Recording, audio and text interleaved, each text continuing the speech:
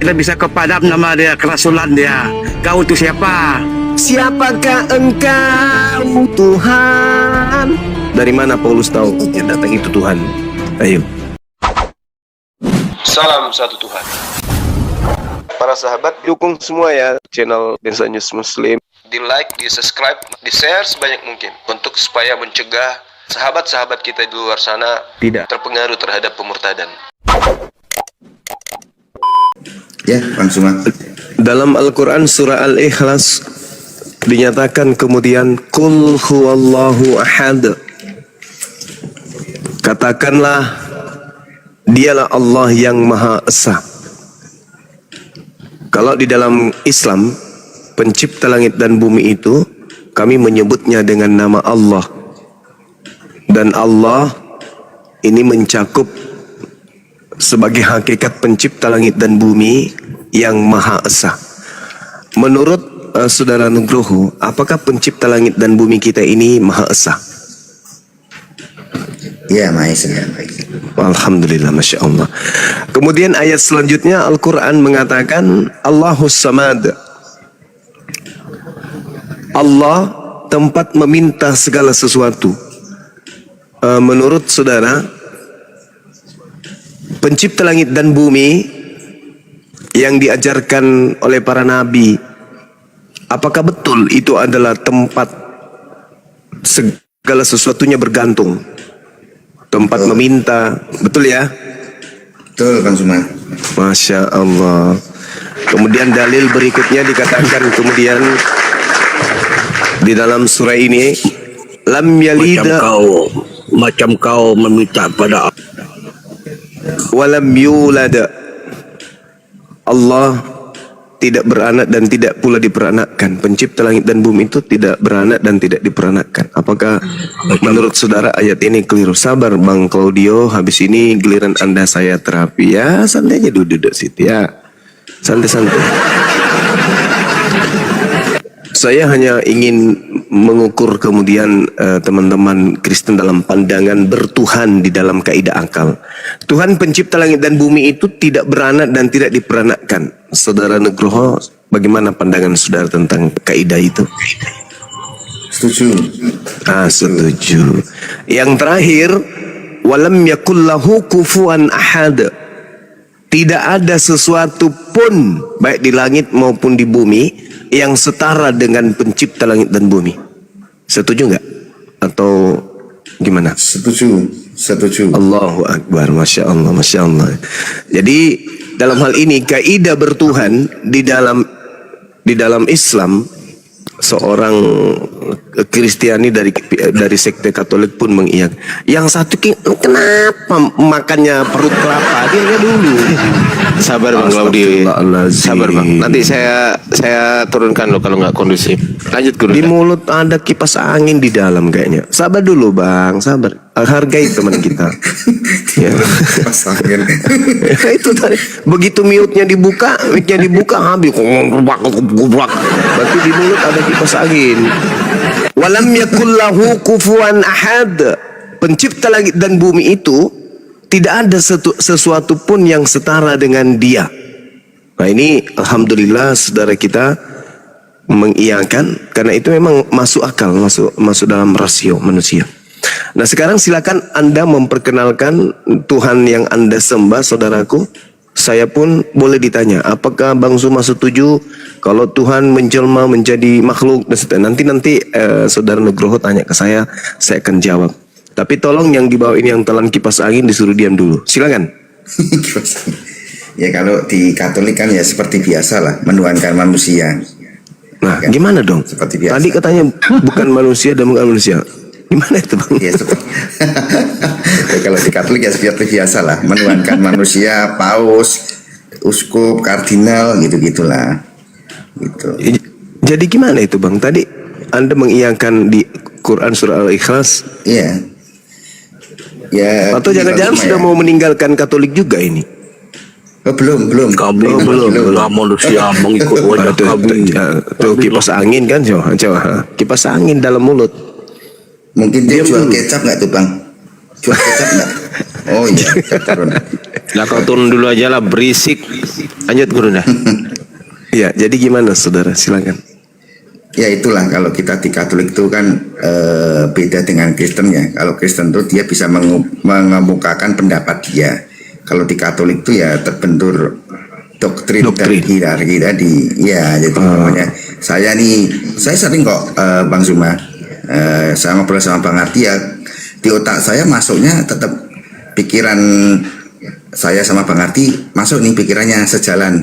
Cuma pada waktu kita masuk ke ranah kekatolikan ya tetap aja yang dipakai kan tetap aja yang dipakai hierarki pastor. Oh iya. Itulah, kita nggak bisa ngomong kan gitu. Itu. Baik. Itu Bang Zuma. Jadi kalau berbicara mengenai dogma, percaya nggak saudara kalau Yesus pun mendogma murid-muridnya? Ya, percaya. Oke. Ketika Yesus mendogma muridnya, waspadalah agar kamu jangan disesatkan, sebab banyak orang yang akan datang dengan memakai namaku dan berkata, akulah Kristus. Mereka akan menyesatkan banyak orang. Ini dogma, betul? Betul. Nah, jadi murid yang dimaksud Yesus di sini itu Bani Israel atau Katolik, Bang? Kalau di situ Bani Israel, bukan Katolik. bukan, belum ada Katolikan dulu. Allahu Yesus Akbar. ngomong gitu kan. Nah, jadi ketika kemudian murid-murid dipesan, menerima pesan agar waspada, Matius 24 nomor 4 nomor 5, agar supaya waspada kepada setiap orang yang datang dengan memakai nama Yesus dan berkata, akulah Kristus. Artinya gini, orang itu datang kemudian mengaku kalau dia Yesus dan gelar dia adalah Kristus. Sang murid menerima doktrin itu, sehingga ketika Katolik lahir, murid-murid ini percaya nggak dengan pemberitaan otoritas Katolik yang tersebar ke seluruh penjuru, termasuk kepada Yerusalem? Kira-kira murid yang menerima pesan tadi itu percaya nggak kepada pemberitaan Katolik bahwa Paulus bertemu dengan makhluk, bertemu dengan roh cahaya yang mengaku Yesus Kristus? Ya, silakan. Kalau murid yang percaya, kalau itu Aduh, kayaknya si G mau pamit dulu kayaknya. Pamit. Oh, Ya iya, nggak apa-apa. iya. Pamit dulu deh, nggak apa-apa. Bang, Pak, saya izin dulu ya. Udah gemeter nih, belum makan dari pulang kerja Oh. tadi. Oh iya, Oh, puasa iya. malam. Iya, lanjut. ya, ya, Ikut ya. live di iya. Oh iya, siap adik ipar, nggak apa-apa. Terus Bang ya. Iya, siap adikku, siap. Masya Allah, yang bawah pada marah sekali kalau aku ngomong kayak gitu, Bang. Lanjut, Guru. Iya, lanjut. Kalau Silakan. kalau Paulus tadi belum sampai ke situ Bang Zuma, kajian saya tuh belum sampai ke situ ya.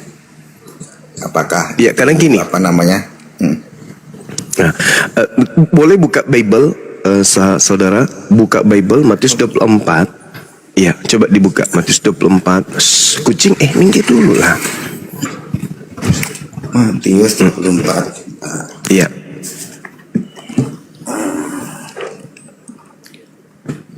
Di data nomor 3. Ketika Yesus duduk di atas bukit Zaitun, datanglah murid-muridnya kepada Yesus untuk bercakap-cakap sendirian dengan dia. Jadi ini pembicaraan rahasia ini. Pembicaraan rahasia, karena di situ mereka boleh dibilang ya spesial untuk percakapan yang sifatnya amanat. Katakanlah kepada kami, nah ini rahasia ini, katakanlah kepada kami, bila manakah itu akan terjadi dan apa tanda kedatanganmu? Apa tanda kedatanganmu? Yesus kemudian menimpali, tanda kedatanganku itu adalah, itu di data nomor 27 dan nomor 30 Bang. Itu data kedatangannya. Dia katakan sama seperti kilat memancar dari sebelah timur dan melontarkan cahayanya sampai ke barat, demikian pula lah kelak kedatangan anak manusia. Itu tandanya. Tandanya sama seperti kilat memancar dari timur sampai ke barat, melontarkan cahaya. Itu tanda kedatangan Yesus. Di data nomor 30, pada waktu itu akan tampak tanda anak manusia alias Yesus di langit, dan semua bangsa di bumi akan meratap, dan mereka akan melihat anak manusia itu datang di atas awan-awan di langit dengan segala kekuasaan dan kemuliaannya. Artinya ketika Yesus ditanya, "Guru, apa tanda kedatanganmu?" Tanda kedatangan Yesus akan nampak dia di langit, dan semua bangsa meratap, semua manusia meratap, dan manusia seluruhnya akan melihat Yesus datang di atas awan-awan. Matahari menjadi gelap, nomor 29, bulan tidak bercahaya, bintang-bintang akan berjatuhan dari langit, dan kuasa-kuasa langit akan guncang. Ini adalah tanda kedatangan Yesus, seirama dengan Al-Quran yang menceritakan, wa innahu la ilmul lisa'ah fala tamtarunna biha wattabi'un hadza siratum mustaqim. Petunjuknya kemudian ketika Nabi Isa alaihi salam datang untuk yang kedua kalinya, itu benar-benar pertanda detik-detik menuju kepada kiamat.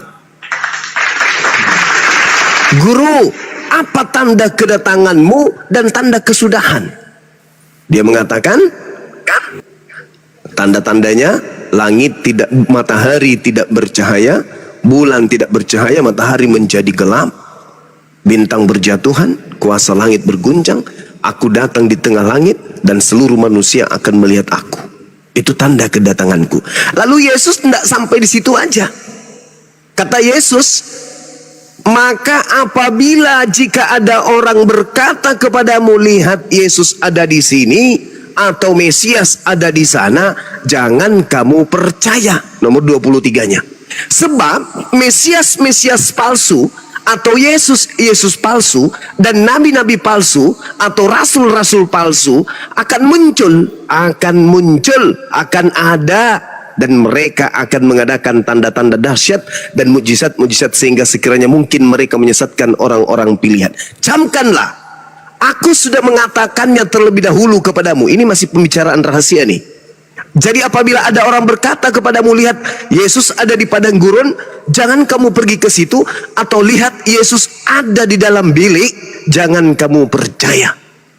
Nah, pertanyaannya kemudian, apakah tanda-tanda ini, matahari tidak bercahaya, bulan kemudian matahari menjadi gelap, bulan menjadi tidak bercahaya, bintang-bintang, apakah tanda ini kemudian datang kepada Paulus ketika dia mengaku, siapakah engkau Tuhan? Akulah Yesus yang kau aniaya. Berarti ada kedatangan tuh. Yesus kedatangan, Paulus kedatangan. Nah, tanda kedatanganku, bla bla bla bla.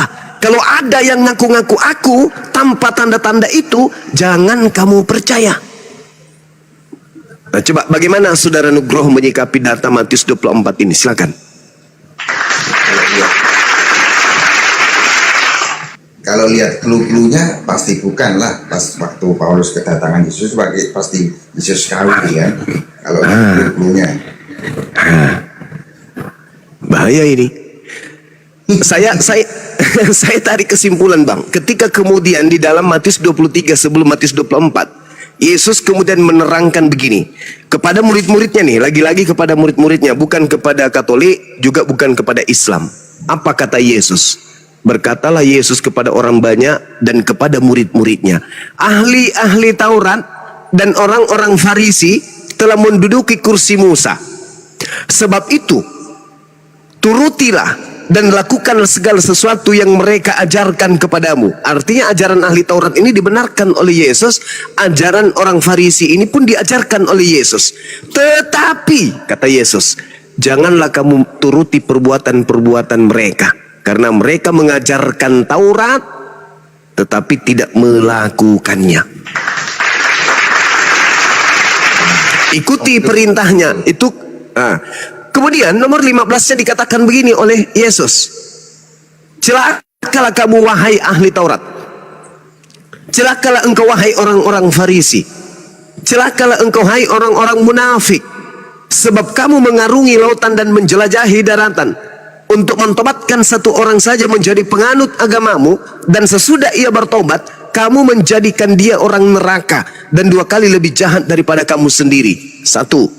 Yang kedua, di Galatia 2 nomor 8 Paulus mengaku, aku diutus kepada orang-orang yang tidak bersunat. Yang ketiga, Galatia 1 nomor 15 Paulus mengaku, aku diutus kepada non-Yahudi. Yang keempat, Paulus ahli Taurat, Paulus orang Farisi. Kalau kita merujuk kepada 1 Korintus 9 nomor 20-21, Paulus juga adalah orang munafik. Maaf, karena di sana dia mengatakan begini, kepada orang Yahudi saya mengaku Yahudi, kepada orang yang taat kepada Taurat saya mengaku taat kepada Taurat meskipun saya tidak taat kepada Taurat. Nah, ini artinya munafik, mengaku orang Yahudi ketika ketemu orang Yahudi, mengaku Yunani ketika ketemu orang Yunani, mengaku taat Taurat ketika ketemu orang Taurat, mengaku tidak taat kepada Taurat ketika bertemu dengan orang yang tidak taat kepada Taurat. Munafik. Mohon maaf nih, pertanyaan saya kepada saudara, siapa ahli Taurat, orang Farisi yang menjelajahi daratan, menyeberangi lautan, kemudian mentobatkan orang di luar Yahudi untuk menjadi pengikutnya, yang Yesus katakan, engkau jadikan dia orang neraka. Ini siapa ini? Siapa oknum orang Farisi, ahli Taurat, yang mengaku dirinya diutus keluar, menjelajahi daratan, menyeberangi lautan, untuk mentobatkan orang di luar Yahudi? Silakan. Paulus ya. Ya, Paulus. Jadi yang tadi kemudian yang datang Paulus tuh.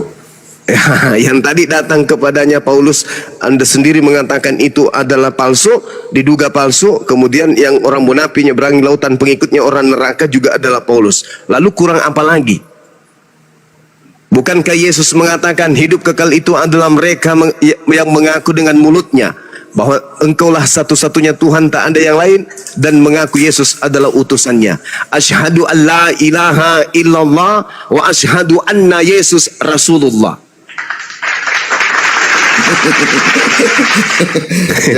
Ganti juta ya, ganti ya. Ganti juta. Jadi gimana? Hidup kekal itu adalah mereka mengenal engkau satu-satunya Tuhan yang benar dan mengenal Yesus Kristus yang engkau utus. Dalam bahasa Arabnya itu jelas itu. Asyhadu an la ilaha illallah wa asyhadu anna Yesus Rasulullah.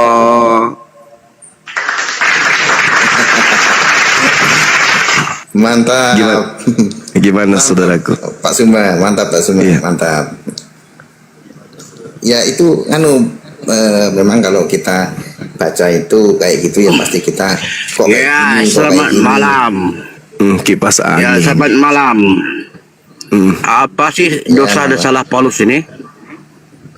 Enggak ada, Apa ya? enggak ada dosanya kalau menurut saudara Ya, kenapa Kristen. kau benci sama Paulus? Kita tidak Kau itu benci, siapa Bang. kalau dibandingkan dengan Paulus? Kita nggak benci, Bang. Paulus, Cuman Yesus. kau itu kalau dibandingkan dengan Paulus, kau itu siapa? Saya bos, Nah. bos, jangan ribut dulu bos, ini lagi ngobrol bos, diam dulu lah. Ya kan? Paulus itu Ya. sampai dunia kiamat tidak bisa kepadam nama dia, kerasulan dia. Kau itu siapa?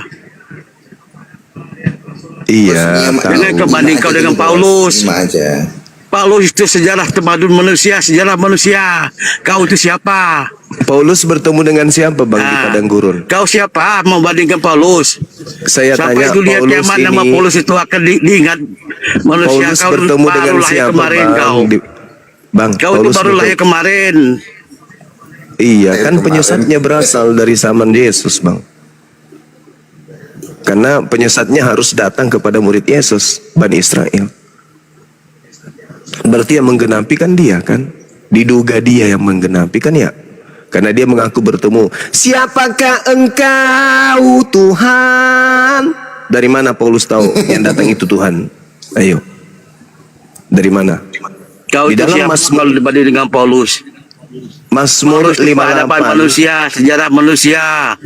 Kau itu Mazmur siapa? lim- Kau itu cuma berdongeng penyesat saja kau. Mazmur 58, Bang. Penyesat itu sudah dipilih dari sejak dalam rahim ibunya. Paulus di dalam Galatia 1:15 mengaku Kau aku itu mau dipilih dari sejak dibandingkan dalam dengan rahim Paulus. ibuku. Jadi jauh lah. Bang, jangan emosi napa, santai aja napa. Tidak bisa kepada nama Paulus itu. Kau itu siapa? Iya, maksud saya Paulus itu Kau itu rasulnya. siapa? Kau siapa? Saya bukan saya bukan Kau rasul. siapa? Bang. Alamak. Assalamualaikum. Baru lahir tadi malam kau itu. Gini Bang Itu Ya Claudio. memang penyesatnya sudah hidup dari 2000 tahun lalu, Bang. Paulus itu Menurut peradaban manusia, sejarah manusia, sejarah agama. Kau itu siapa? Paulus itu yang Kau melantik itu baru sosok sapam keluar Yesus pagi tadi. Kristus untuk menyaingi pencipta langit dan bumi. Dia membuat Yesus Kristus ini setara dengan pencipta langit dan bumi. Itu, Bang. Dengan adanya Paulus, Oke. lahirlah Tuhan Saya di tanya- luar Yothefafe. Saya tanya dengan kau.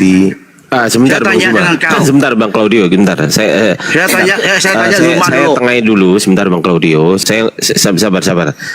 Bang Claudio mau diskusi apa enggak? Mau diskusi baik-baik enggak? Mau Saya enggak? tanya dia dulu. Saya tanya Mau Zuma. enggak? Mau enggak? Saya Mau tanya diskusi Zuma enggak? dulu. Mau enggak? Oke, Anda tanya, silakan dibawa tanyanya, silakan. Lanjut Gurunda. Itu Bang Suma, Pak Suma, Bang Arti. Kalau memang kita diskusi nggak sepaham, ya kita ngapain kita harus kasar-kasar gitu kan? Diskusi kan kalau nggak sepaham ya sudah kita terima kan gitu, kita renungkan kan seperti itu. Ngapain kita harus kayak gitu? Lanjut, Iya. Bang Suma. Iya, Bang. Jadi seperti itu adanya, Bang. Kenapa kemudian cerita-cerita ini harus diungkap? Karena pencipta langit dan bumi itu mencintai kita, mencintai manusia ini. Allah itu maha pengasih. Ketika kemudian si pembawa rahmatan lil alamin nuzul ke atas muka bumi ini, maka perintahnya kemudian ud'u ila sabili rabbika bil hikmah. Serulah manusia. Artinya serulah orang Kristen. Semuanya, apapun agamanya, ajak mereka kepada kebenaran. Itu perintah Quran. Kalau di agama saudara kan jelas tuh. Jadikanlah seluruh bangsa menjadi pengikutku. Tapi yang menjadi pertanyaan, yang keluar dari goa milik Yusuf Arimatea ini, itu siapa? Karena Yesus mengatakan bahwa kedatanganku nanti yang kedua, tanda-tanda itu menyertai. Nah, sedangkan ketika ada yang keluar dari kubur, itu justru identik dengan pengakuan Yesus di dalam Yohanes 12 nomor 31. Apa kata Yesus? Penguasa dunia sudah dilemparkan keluar. Keluar dari mana? Kalau keluar dari Ganbi Eden, mustahile. Kenapa? Karena sejak Adam dicipta pertama kali, iblisnya sudah dilemparkan keluar dari Ganbi Eden.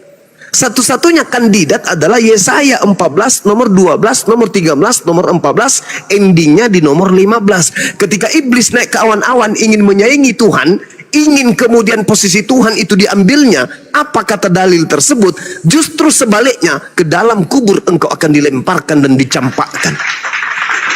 Berarti iblisnya dilemparkan ke alam kubur.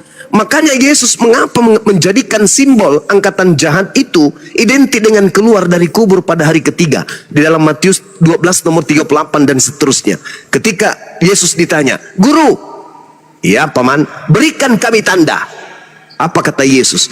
Angkatan jahat ini minta satu tanda, dan tidak akan diberikan satu tanda apapun kecuali tanda Yunus, sebab Yunus 3 hari 3 malam dalam perut ikan. Demikian juga manusia 3 hari 3 malam dalam perut bumi. Artinya angkatan jahat diberikan simbol pada hari ketiga ada yang keluar dari kubur. Apakah murid yang asli percaya? Tidak. Mana dalilnya? Silakan arahkan pandangan saudara-saudara sekalian, Islam maupun Kristen yang punya Bible, buka di dalam Lukas 24 nomor 9, nomor 10, nomor 11, endingnya di nomor 12. Apa katanya di sana? Maria in the gang ke kubur pagi-pagi itu, kemudian di subuh minggu itu. Apa yang ditemukan di kubur? Tak ada siapapun kecuali kain kafan. Lalu mereka datang kemudian berbondong-bondong datang kepada para rasul, pada murid-murid Yesus. "Wahai kalian, ya tante, kami datang di makam Yesus. Lalu kami tidak menemukan mayatnya.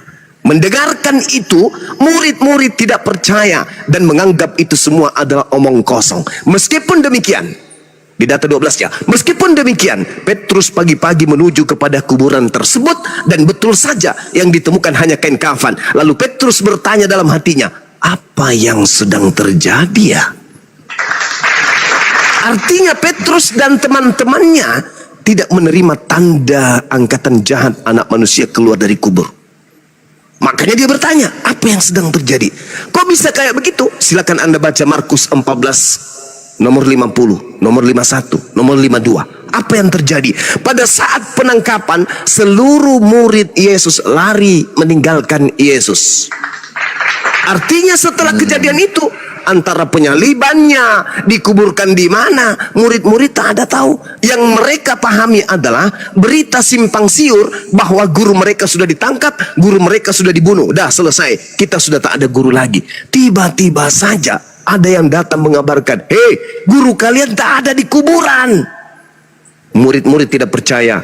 Petrus datang pagi-pagi ke sana. Benar, hanya ada kain kafan. Lalu apa kata Petrus? Apa yang sedang terjadi ya? Andai saja Petrus menerima tanda-tanda angkatan jahat keluar dari kubur pada hari ketiga, pasti dia akan mengatakan, haleluya. Ternyata apa yang dikatakan guru kita, Tuhan kita betul. Dia sudah keluar dari kubur. Mana dia? Mana dia? Mana dia? Apa yang terjadi? Tidak demikian adanya. Baca nomor 37. Dari Lukas 24. Ketika ada sosok datang, Assalamualaikum. Nomor 37-nya apa yang tertulis? Mereka kaget dan ketakutan sebab mengira melihat hantu. Dan mati itu lagi hantu ya. Ya, itu dia. Loh, katanya guru kami mati. Katanya ditangkap. Katanya disalib. Loh, kok ada di sini? Oh no, hantu. Ya kan? Tanda itu kemudian muncul. Nah, Markus mengatakan apa? Di data nomor 6, Markus 16 nomor 12. Lalu kemudian Yesus menampakkan diri kepada kedua muridnya dalam rupa yang lain. Pertanyaannya, dari mana asisten Paulus bernama Markus tahu kalau itu adalah Yesus, padahal rupanya sudah bukan Yesus? Markus menuliskan begitu. Lalu Markus mencatat, Yesus menampakkan diri dalam rupa yang lain. Dari mana Markus tahu kalau itu Yesus dalam rupa lain? Yang pasti itu bukan rupa Yesus, tapi rupa lain. Tinggal ditambahi, dan Yesus menampakkan diri dalam rupa yang lain. Sosok itu bukan Yesus, tapi Yesus dalam rupa lain, kata Markus. Dari mana Markus tahu? Nah, inilah saudara, saya katakan bahwasanya ketika Yesus memiliki doktrin dan dogma, murid-muridnya tidak akan pernah meninggalkan nasihat-nasihat guru. Karena Yesus mengatakan begini di dalam Matius 10 nomor 24. Matius 10 nomor 5 nomor 6. Yesus berpesan kepada muridnya agar jangan ke bangsa lain, melainkan pergilah kepada domba-domba yang hilang dari umat Israel. Itu nasihat gurunya. Di dalam Matius 15 nomor 24, aku diutus hanya kepada domba yang hilang dari umat Israel. Artinya, ketika kemudian Yesus mengatakan itu, Yesus tidak pernah merubahnya. Selain adanya data di Matius 28, kepada aku telah diberi kuasa baik di langit maupun di bumi. Padahal, mohon maaf nih sekali lagi. Di dalam Lukas 4 nomor 6, yang berkata kepada aku telah diberi kuasa di dunia itu iblis. Iya. Yang keluar dari kubur ini adalah simbol angkatan jahat, dan yang keluar dari goa kubur ini berkata kepada aku telah diberi kuasa. Sejak kapan Yesus mengatakan itu? Yesus mengatakan dalam Yohanes 17 nomor 8 sebelum dia terangkat ke langit, segala firman yang Tuhan berikan kepada aku telah aku sampaikan kepada mereka, dan mereka muridku telah menerimanya, dan mereka percaya dengan pasti bahwa Bapaklah yang telah mengutus aku. Segala firman telah aku sampaikan, dan semua diterima muridku, dan muridku percaya aku adalah utusan Tuhan. Endingnya di situ. Adakah firman di antara seluruh firman, sederetan firman yang Yesus sampaikan, yang Yesus ucapkan, kepadaku telah diberi kuasa di langit dan di bumi? Nggak ada. Padahal ucapan Yesus sudah selesai semuanya. Segala firman telah aku sampaikan. Tak ada lagi penambahan. Adapun kepadaku telah diberi kuasa, itu ucapan iblis ketika Yesus mencobai Yesus di dalam Lukas 4. Wahai Yesus, ya setan, sembahlah aku. Sembahlah aku, kata iblis. Aku memegang kuasa dan kemuliaan langit dan bumi. Jika engkau menyembahku, maka aku berhak memberikan kepada siapapun yang aku kehendaki, kata iblis. Tapi apa yang terjadi, saudara? Yesus itu orang suci. Dia manusia yang suci. Iblis tidak berkuasa. Yohanes 14 nomor 30. Iblis tidak berkuasa sedikit pun atas diriku, kata Yesus. Maka iblis di sana diceritakan di dalam Lukas 4 di data nomor 13-nya, setelah iblis menyelesaikan pencobaannya kepada Yesus, iblis mundur dari Yesus, dan kalimat terakhir, iblis menunggu waktu yang baik, waktu yang tepat. Dia coba Yesus, gagal. Nggak bisa ini. Padahal iblisnya ingin menggunakan nama Yesus ini untuk tenar. Ketika Yesus kalah pada pencobaan itu, Yesus, ya paman, sembah aku. Andai saja Yesus tunduk terhadap pencobaan iblis, Yesus yang melakukan mujizat di tengah-tengah Bani Israel, membangkitkan orang mati, membuat orang lumpuh berjalan, orang buta melihat, seketika itu kemudian tunduk kepada iblis, maka sejazirah Yerusalem, Palestina pada saat itu akan berserah diri menyembah kepada yang Yesus sembah, yaitu iblis. Iblis tahu kalau saya pengaruhi ini si Yesus, maka seluruh orang Israel akan menyembahku karena Yesus punya pengaruh besar. Maka iblis mencobai Yesus. Yesus, ya paman, sembah aku. Kuasa dunia akan aku berikan kepadamu. Tapi tidak berhasil. Sayang, itu gagal. Maka iblis mundur dan menunggu waktu yang tepat. Pada manakala waktu tepat itu? Nah, pada saat kemudian iblis merasuki Yudas, iblis merasuki imam kepala mahkamah agama, orang Farisi, untuk berkongkol membunuh yang namanya Yesus, iblis bersatu padu ingin mencelakai Yesus. Allah mengangkat kemudian Yesus ke langit. Baca Mazmur 91 dan seterusnya, Amsal 21 nomor 18 dan seterusnya. Yesusnya terangkat ke langit, iblis kemudian merajalela kemudian untuk mengobok-obok pasukan Yesus, yaitu murid-muridnya. Makanya Yesus berpesan dalam Matius 24 nomor 24, sebab Yesus palsu, Kristus palsu, dan nabi-nabi palsu akan muncul dan akan melakukan banyak mujizat, sekiranya mungkin menyesatkan orang-orang pilihan juga. Yesus sudah terangkat ke langit, iblisnya kemudian bebas sebebas-bebasnya. Nah, apa yang terjadi kemudian? Muncullah sosok orang Farisi bernama Paulus. Ternyata Paulus ini akan bisa digunakan untuk melampiaskan keinginan iblis, membuktikan bahwa anak manusia akan menyembahnya, bukan hanya menyembah kepada Tuhan. Apa yang terjadi? Kalau saudara tidak percaya apa yang saya katakan ini, silakan buka Kisah Para Rasul bab 16, nomor 16, nomor 17, nomor 18. Iblis muncul kemudian melalui sosok orang tukang tenung untuk memproklamirkan kerasulan Paulus. Iblisnya berkata, dia inilah Paulus, utusan yang maha kuasa, utusan yang maha tinggi, sebagai jalan keselamatan kepada kalian. Iblisnya berteriak-teriak beberapa hari kemudian memproklamirkan, mengkampanyekan kerasulan Paulus. Sehingga apa yang terjadi? Ya, silakan saudara. Maaf, kepanjangan, silakan. Ya, berarti SK-nya Paulus jadi rasul, SK-nya yang teken iblis tuh. Masya Allah, silakan Anda dibuka teman-teman Kristen. Gitu kan, berarti kan SK-nya yang teken iblis. Kalau narasinya seperti itu. Mungkin Dinda Ardiansa masih tidur, silakan. Saya masih tidur, Gurunda. Gimana? Ya, tolong dibaca Kisah Para Rasul 16 nomor 16 sampai nomor 18 biar teman-teman kita tahu eskatologi. Ijazah, sertifikat lengkap dari iblis. Silakan. Kisah para Rasul, Kisah para Apostolos 16 sampai 18. 16 sampai 18. Baik, Bunda. Ditampilkan atau dibacakan? Dibacakan aja, dibacakan. Berarti tidak ditampilkan kan gitu. Pada suatu kali ketika kami pergi ke tempat sembahyang itu, kami bertemu dengan seorang hamba perempuan yang mempunyai roh tenung. Dengan tenungan-tenungannya, tuan-tuannya memperoleh penghasilan besar. Ayat 17. Ia mengikuti Paulus dan kami dari belakang sambil berseru, katanya, orang-orang ini adalah hamba Allah yang maha tinggi. Mereka memberitakan kepadamu jalan pada keselamatan. Ayat 18-nya. Hal itu dilakukannya beberapa hari lamanya. Tetapi ketika Paulus tidak tahan lagi akan gangguan itu, ia berpaling dan berkata kepada roh itu, demi nama Yesus Kristus, aku menyuruh engkau keluar dari perempuan ini.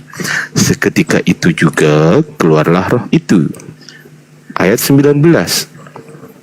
Ketika tuan-tuan perempuan itu melihat bahwa harapan mereka akan mendapat penghasilan lenyap, mereka menangkap Paulus dan Silas, lalu menyeret mereka ke pasar untuk menghadap penguasa. Sudah, Bunda. Oke. Kenapa kemudian Paulus mengusir roh jahat tersebut? Bukankah roh jahat bukankah ketika Paulus itu adalah rasul dan diakui kerasulannya itu akan mendatangkan keselamatan? Jadi andai saja seluruh iblis di atas permukaan bumi ini mengakui Paulus itu adalah rasul utusan Tuhan dan betul-betul rasul, iblis bisa masuk surga. Karena mengakui. Tapi alasan klasiknya bukan itu. Alasan klasiknya adalah Paulus tidak ingin diketahui oleh orang banyak sedangkan dia sedang penginjilan. Paulus tidak ingin diketahui oleh masyarakat, oleh khalayak banyak, oleh publik bahwa yang mendukung kerasulannya itu adalah hantu belau. Ya iya dong. Benar enggak? Ya, Paman. Ah, itu dia. Sekira segitu untuk sementara, bahwasanya ketika kemudian ada keadaan di mana Yesus berpesan kepada muridnya dengan dogma, waspadalah agar kamu jangan disesatkan, sebab banyak muncul penyesat memakai namaku Yesus. Berarti penyesat itu mengaku Yesus dan berkata akulah Kristus. Berarti penyesat itu muncul dan berkata akulah Kristus. Endingnya di mana? Kita lihat Galatia 1 nomor 1, nomor 11, nomor 12. Adinda Jibril, Ardiansa boleh baca terakhir ini sebelum diambil alih oleh teman-teman. Siap, Paman. Galatia 1 buka, Dek. Siap, Galatia 1. Nomor satunya baca coba. Dari nomor 1 ya, Gurunda? Nomor 1 iya. Siap. Dari Paulus, seorang rasul, bukan karena manusia, juga bukan oleh seorang manusia, melainkan oleh Yesus Kristus dan Allah Bapa yang telah membangkitkan dia dari antara orang mati. Oke. Ayat 2-nya Gurunda? Nomor 11. Oh, nomor 11. Penegasannya iya. Baik. Sebab aku menegaskan kepadamu, saudara-saudaraku, bahwa Injil yang kuberitakan itu bukanlah Injil manusia. 12. Karena aku bukan menerimanya dari manusia, dan bukan manusia yang mengajarkannya kepadaku, tetapi aku menerimanya oleh pernyataan Yesus Kristus. Nah, kesimpulan dari 3 data di Galatia 1 ini, yang datang kepada Paulus itu bernama apa? Bernama siapa? Yang mengajarkan Injil kepada Paulus bernama? Ya, Ini tanya saya nih atau tanya Ya, Pak Nugroho? iyalah, semuanya yang ada di Pak sini. Nugroho, silakan. Semuanya. siapa Mari? Siapa Pak? Belum. Iya, Gimana, yang Pak? mengajarkan Siapa? Injil kepada Paulus itu bernama siapa? Tapi aku menerimanya oleh pernyataan Yesus Kristus, tapi bukan dari manusia nih. Saya Bukan. tanya, yang mengajarkan Injil kepada Paulus namanya siapa? Yesus Kristus. Yesus Kristus. Menurut Paulus, kejujuran dan penegasan Paulus ini, Yesus Kristus yang datang kepadanya manusia atau bukan? Bukan. Bukan. manusia Coba buka 2 Yohanes 1 nomor 7. 2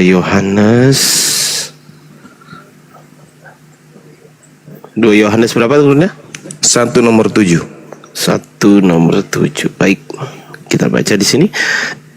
Sebab banyak penyesat telah muncul dan pergi ke seluruh dunia yang tidak mengaku bahwa Yesus Kristus telah datang sebagai manusia. Itu adalah si penyesat dan antikristus. Yang tidak mengaku Yesus Kristus datang sebagai manusia, itu siapa? Penyesat dan antikristus. Tadi ia mengaku menerima Injil dari Yesus dan Yesus bukan manusia, itu siapa? Paulus. Allahu Akbar. Baca Kisah Para Rasul 24 nomor 5 terakhir. Siap, Paman. Kisah Para Rasul 24 Nomor 5. nomor 5. Oke. Telah nyata kepada kami bahwa orang ini adalah penyakit sampar, seorang yang menimbulkan kekacauan di antara semua orang Yahudi di seluruh dunia yang beradab, dan bahwa ia adalah seorang tokoh dari sekte orang Nasrani. Pergi ke seluruh dunia mengajarkan Yesus datang kepadanya bukan sebagai manusia. Ternyata dia adalah tokoh dari Nasrani atau tokoh dari Kristen. Makanya dia dijadikan sebagai rasul. Nah, mungkin sekian dari saya. Terkait dengan hal ini, saya hanya ingin menyampaikan kepada saudaraku Nugroho bahwa Paulus itu ketika diceritakan dalam Kisah Para Rasul 21 nomor 15 sampai nomor 26, di situ saudara boleh baca, rupa-rupanya Paulus bertobat dari mengajarkan ajaran Katolik.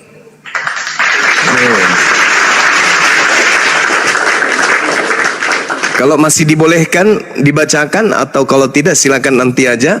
Yang pasti saya katakan, Paulus bertobat dari mengajarkan ajaran Katolik setelah dia kembali ke Yerusalem.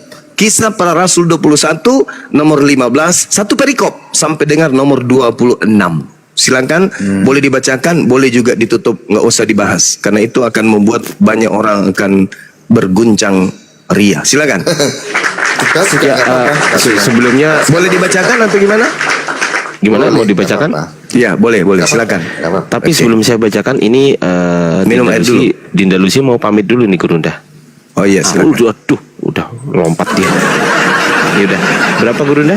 Saya bacakan. Kisah Para Rasul, Ya, kan kisah nih, jadi kisahnya harus kita bacakan. Inilah sebuah kisah bagaimana Ya. seorang Paulus bertaubat. siap. Kisah Para Rasul Ya. berapa? On cam dulu Bang Arfi. Ini ada yang dikira aku nyamar-nyamar pula nanti. Oh iya, on cam dulu. Kisah Para Rasul berapa? 21 nomor 15 Nomor 15 sampai nomor 20, satu perikop. Oh, satu perikop 15 sampai 26. Oke, siap. Ini adalah kisahnya. Saya akan bacakan kisahnya.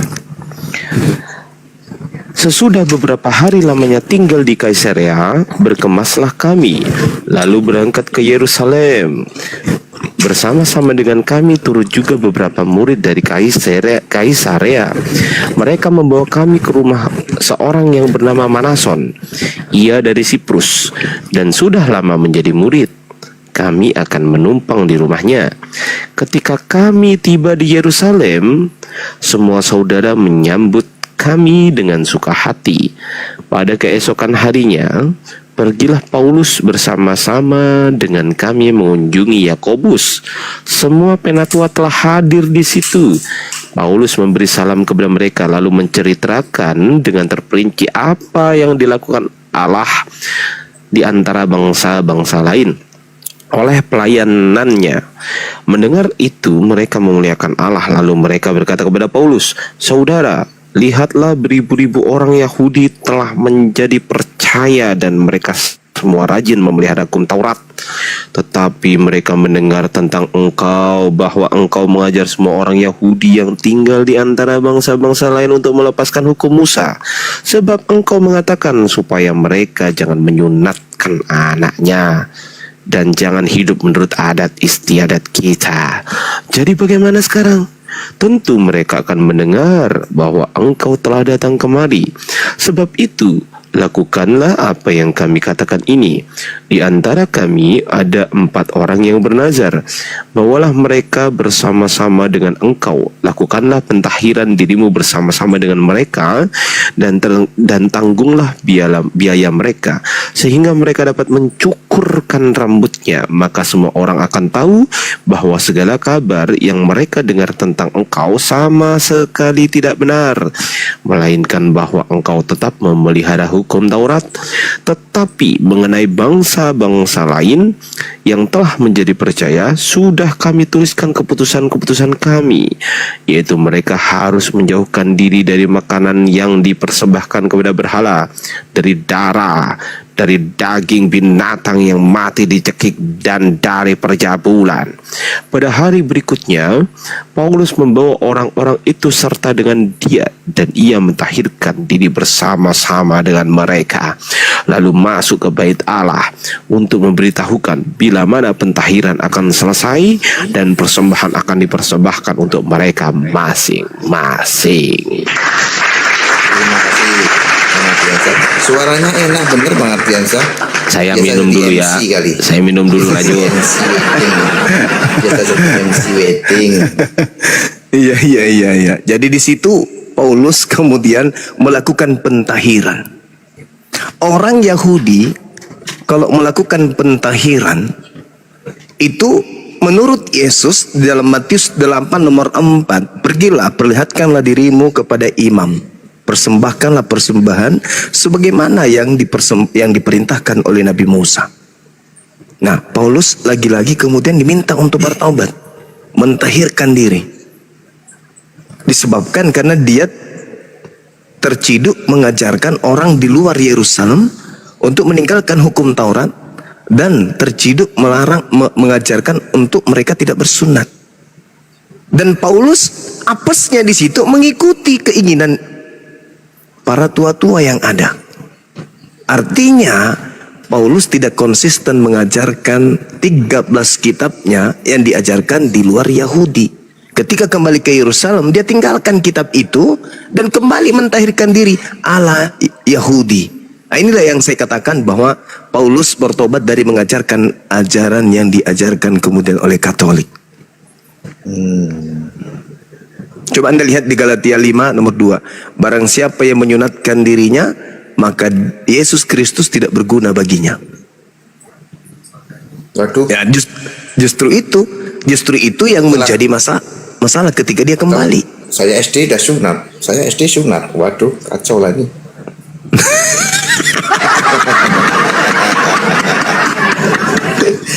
Masih ada paha ayam Bang, paha ayam bisa sambung kulup, paha ayam. Cuman saya tidak jamin 3 bulan tumbuh bulu ayam di situ. SD saya tahun 8 berapa ya? 86 lah saya sunat tahun SD 86. Allahu Akbar. Di gereja Saudara Nugroho ini punya posisi?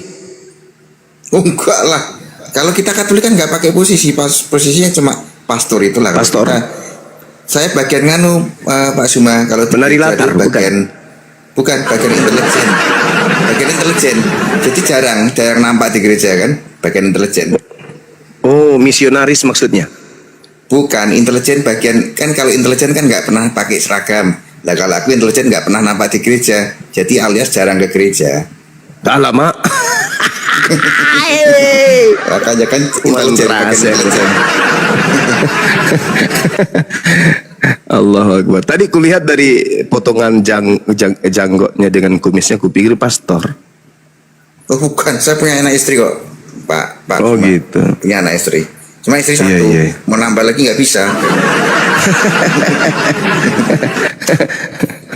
Allahu Akbar.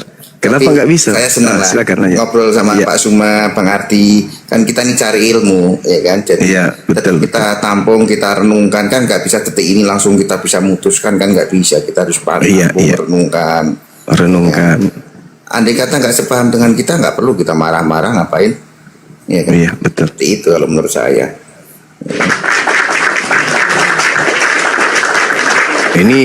Ini ciri-ciri orang Katolik yang menggunakan akal ini gini. Ngapain lawan akal gitu kan ya? Ya, lagian kalau kita memang kita kan diskusikan jujur sarannya Pak Suma. Kalau memang Iya. itu tidak sesuai ya kita ngomong dalam hati kan kita ngomong ini nggak sesuai ya, kayak gunung judi itu kan memang yang benar di Al-Quran bukan di Bible ya kita ngomong yang benar di Al-Quran udah sampai sana kan gitu. Ya, kan? Allahu Kita harus Akbar. bela-belaan mati-matian kalau memang salah ya salah benar kan gitu. Perlu kita bela dari mati-matian ngapain? Store KTP, Itu kalau men- KTP tanda tangan di atas kertas putih, ya kan?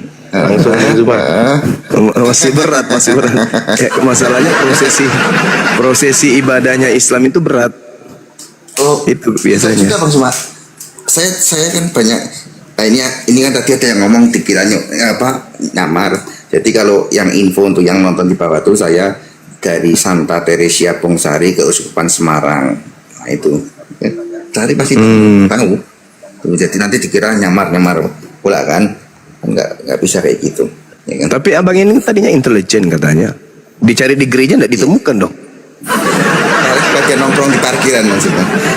Tapi gitu. sekarang karena sudah ada anak istri yang mau nggak mau lagi kita kasih contoh kan nggak enak lah. Oh siap. Jadi kalau masalah ibadah gini mungkin pada waktu saya masih kecil juga ikut puasa kan karena saya kan sering keluarga muslim. Jadi kalau pas liburan panjang tahun-tahun 85, 86 tuh kalau puasa lebaran gini kan libur panjang sekolah tuh kan. Nah, jadi ya ke rumah kakek di Pekalongan kan ikut puasa. Oh karena keluarganya ada yang muslim. 98 kakek ada pondok Pak Suma di Pekalongan. Oh Ada pondok. gitu. Iya. Oh, udah kembalilah ke asrama. Karena ibu dulu muslim terus nikah sama bapak Katolik terus lahir saya. Itu. Iya. Orang tua masih hidup bang. Gini, udah meninggal dua-duanya. Jadi Oh, iya. diskusi gini ya makanya kalau nggak salah pernah ya sama Bang Abuya ya pernah ya waktu kan kita ada kontak-kontakan HP kan pada waktu Jumat tuh di kantor kan aku memang suruh Jumat berkah untuk teman-teman kan. Nah, terus aku video call lah sama dia tuh. Ya kan, kalau kita juga ada Jumat berkah untuk teman-teman yang lewat makan silahkan gitu aja. Yang penting jangan dikasih B2 isinya, enggak kan? Aku baca gak doyan. Oh Gak gitu. doyan aku. Oh Gak syukur. doyan, yang aneh-aneh gak doyan. Kayak aneh-aneh nggak doyan ya. Iya. Itu tanya tuh ada yang tanya di Pekalongan mana Pekalongannya tulis Batang tulis. Kalau kita kan langsung apa adanya kan. Tapi Itu wajahnya abang ini wajah seorang muslim kok. Nggak ada wajah ini.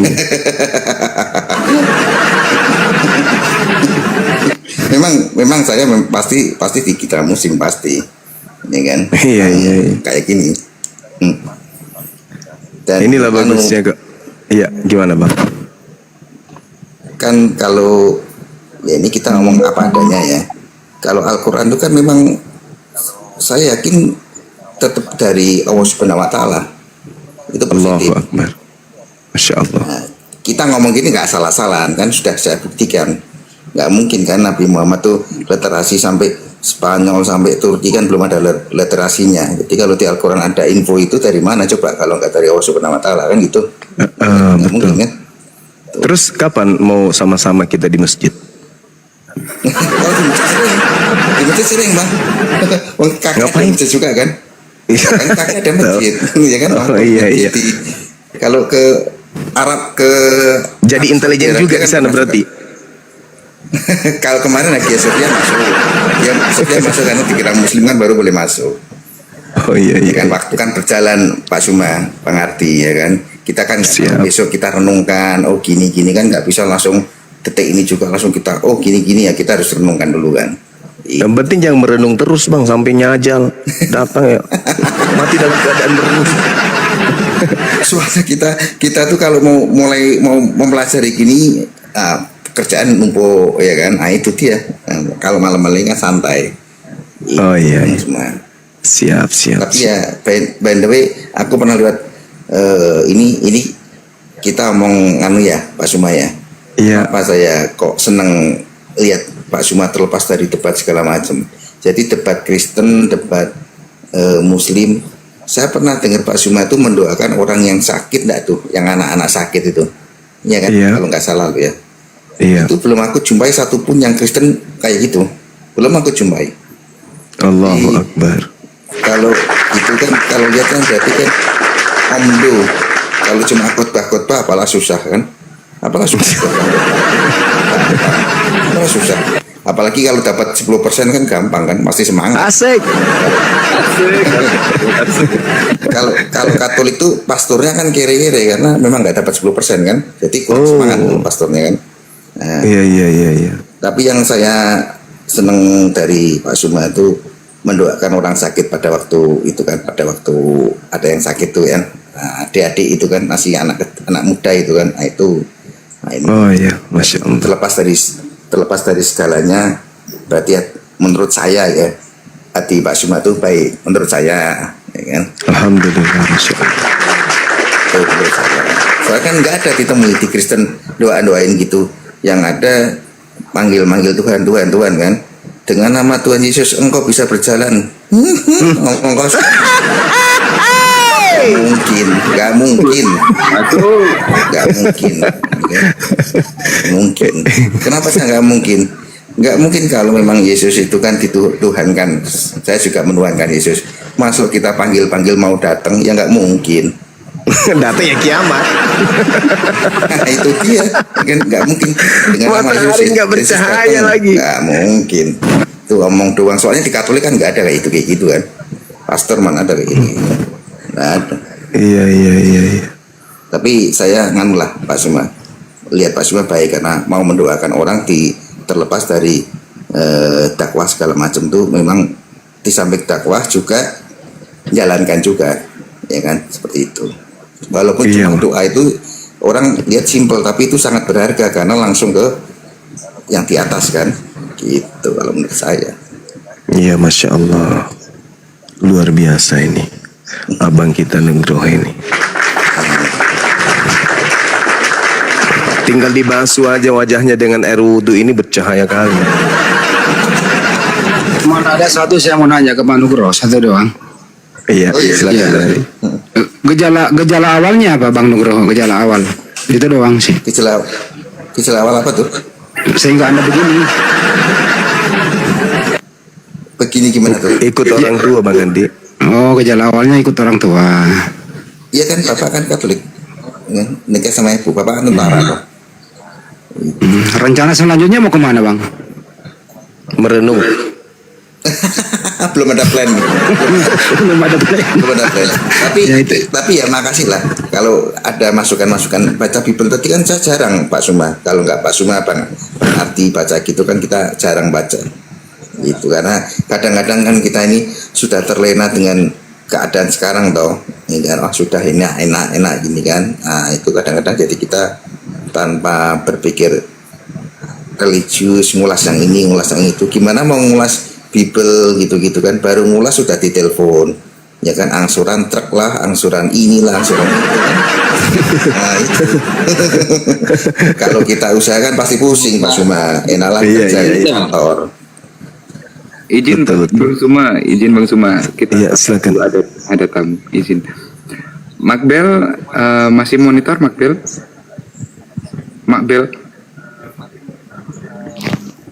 Ya malah ngopi. Tapi Bang Nugroho udah dari tadi saya dengarkan udah bisa kan masih Mas Mabel maaf.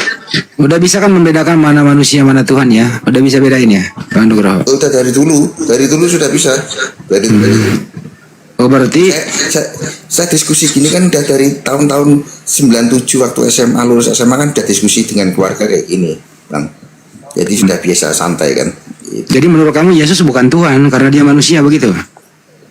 Ya ya, kemarin saja saya waktu video call sama Bang Buya, saya ngomong Buya ya, mau kemana Pak Nugroho? Bentar nyembah manusia, nah gitu. Kok jujur banget sih kita awalnya. Loh, gak apa-apa lah, ya kan. Masa kita mau tutup-tutupi, ya kan? Iya. Ya udahlah, cukup lah. Masih bagus kalau nyembah manusia. Kalau disembah itu adalah roh, gimana? Makhluk halus dong. Makanya kan kita harus merenungkan kan. Iya, renung. Yang penting jangan renung kita terus. Tidak usah mendadak-mendadak. Itu dia. Tapi ya saya suka lah ketemu teman-teman gini karena diskusi gini dulu sering saya lakukan dengan keluarga saya. Gitu. Tapi waktu kecil nggak pernah jatuh dari sepeda gitu, nggak pernah ya?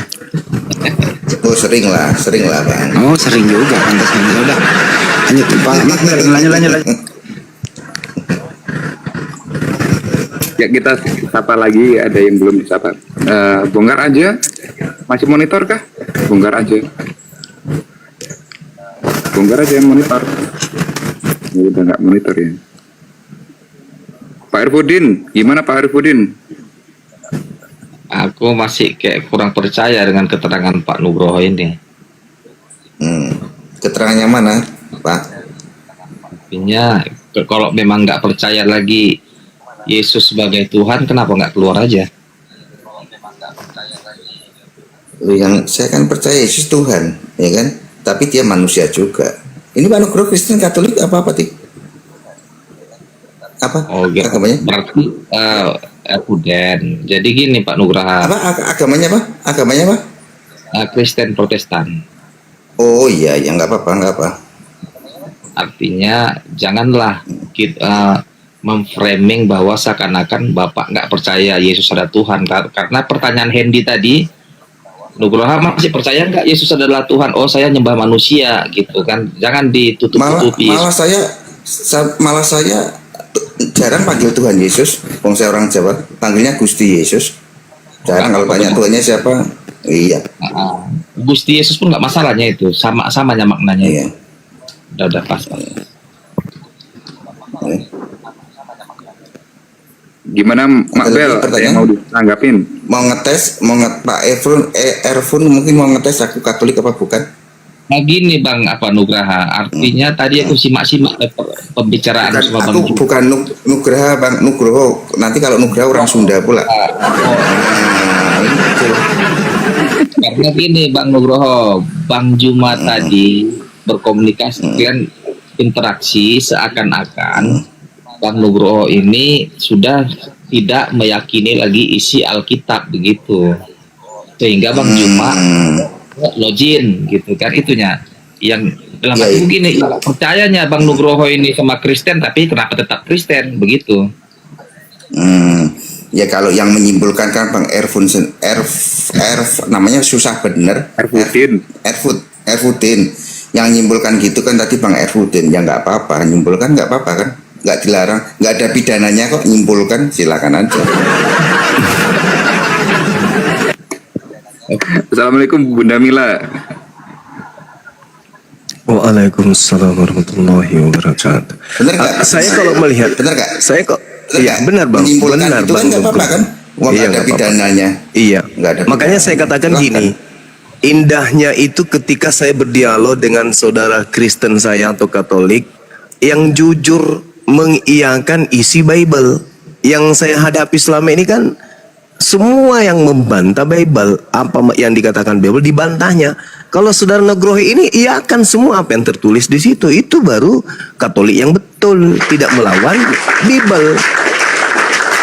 Cuma bedanya dengan Kristen, kalau kita Katolik kan walaupun mengiyakan semua, walaupun kita sepikiran Pak Suma, cuma kan yang dipakai otoritas tetap pastor. Apa yang diomongkan Itu tadi yang kita pakai itu kan. Itu tadi dogma, aku bilang. Iya. Dan Yesus pun Jadi mendogma muridnya, kan gitu. Kalau ada yang menyimpulkan, wah Pak Nugroho ini menyesatkan gini-gini, ya itu kan kesimpulan asumsi sendiri, nggak apa-apa. Nggak ada pidananya, sekali lagi pasal tuh nggak ada. Menyimpulkan tuh pasal nggak ada, nggak apa-apa. Aturlah, nggak apa-apa. Iya. Benar. Jadi kalau Nugraha orang Sunda, Nugroho baru orang Iya, makanya tadi Jawa ya kan. Jawa. Nanti kalau Nugraha, nah kan. Iya, iya, Salah iya. nanti. Apalagi sangat tentang Pak Suma yang mau diulas Bible kan, jadi nanti kan aku bisa renungkan, ya kan, seperti itu.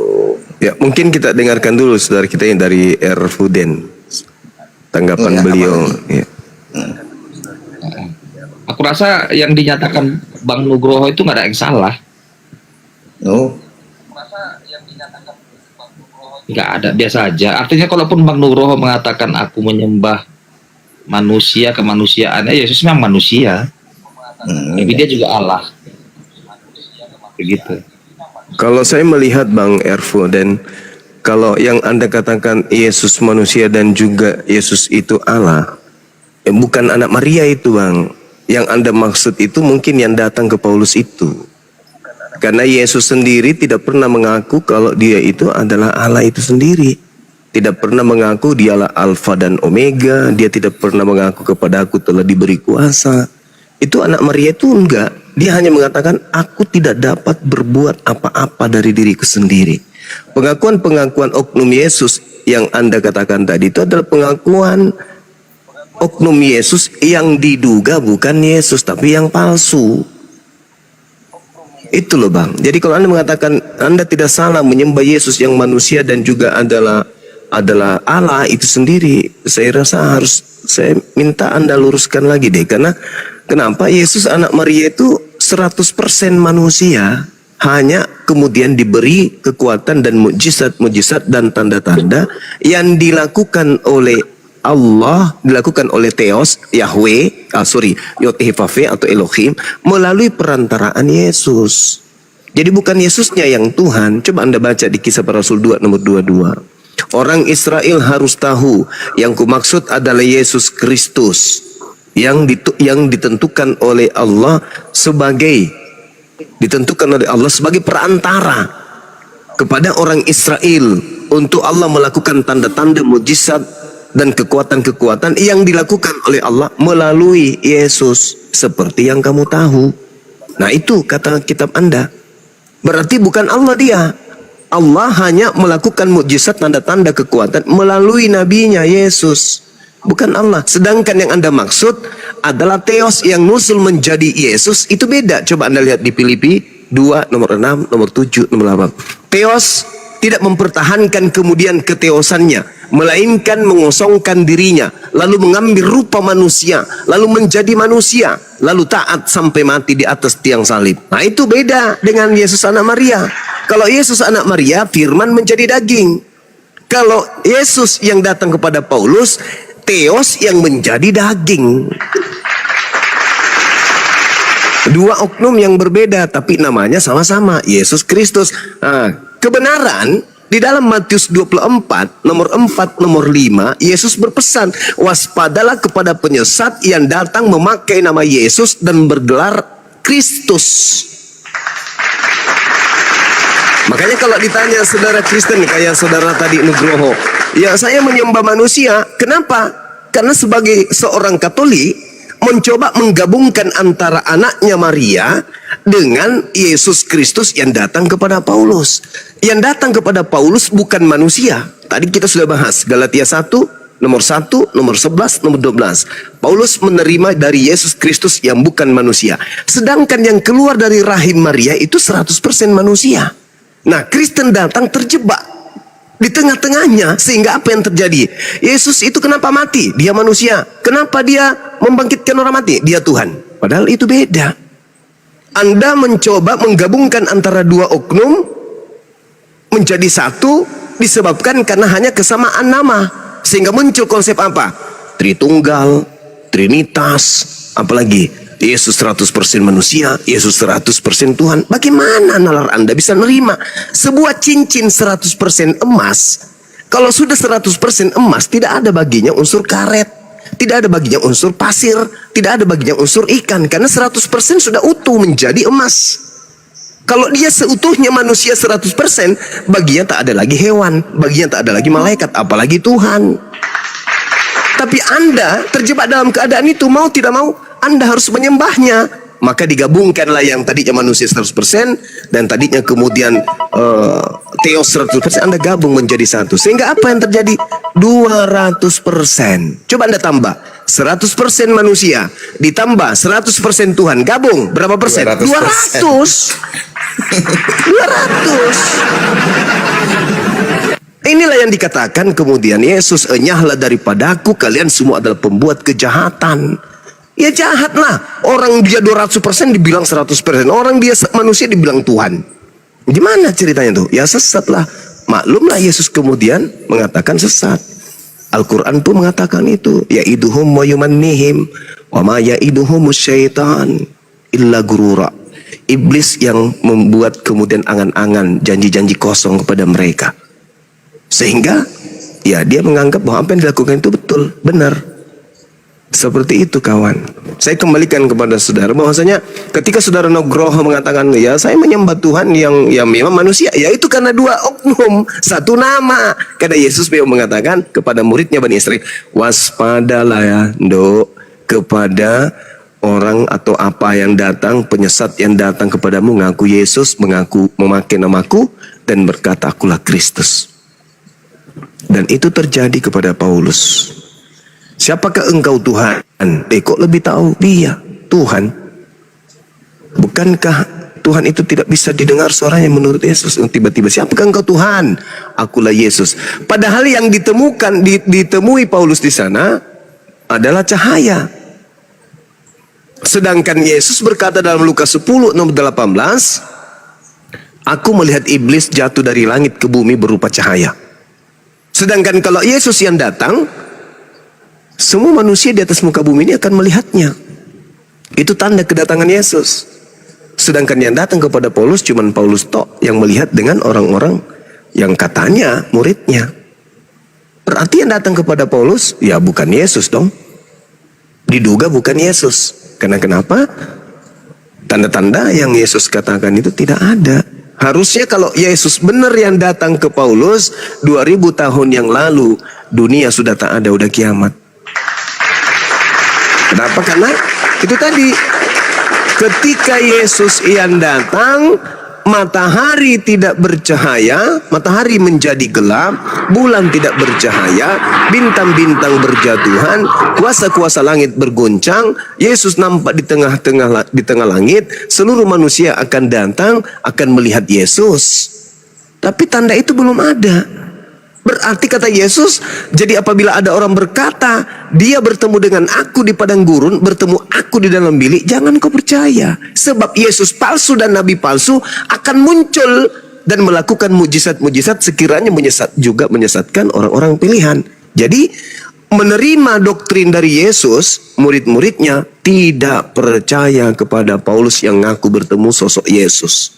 Karena kapan gurunya yang bernama Yesus itu datang, maka itu tandanya dunia kiamat. Al-Quran pun menerangkan hal yang sama. Tidak patut ya bercerita tentang Yesus kan. Oke. Saya pakai data ilmiah. Saudara ya. Erik, tolong hidungnya jangan dijepit pakai jepitan rambut. Dilepas aja jepitannya bang, supaya suara agak bagus. Oke, cuma oke. Masih.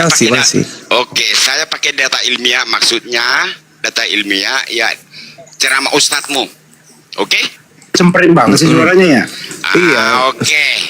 Apakah benar kalau duluan istri mengajak suami wik pasti masuk surga, tapi apabila melawan atau menolak dilaknat Jibril malam sampai pagi? Itu apa benar? Ngomong apa sampean?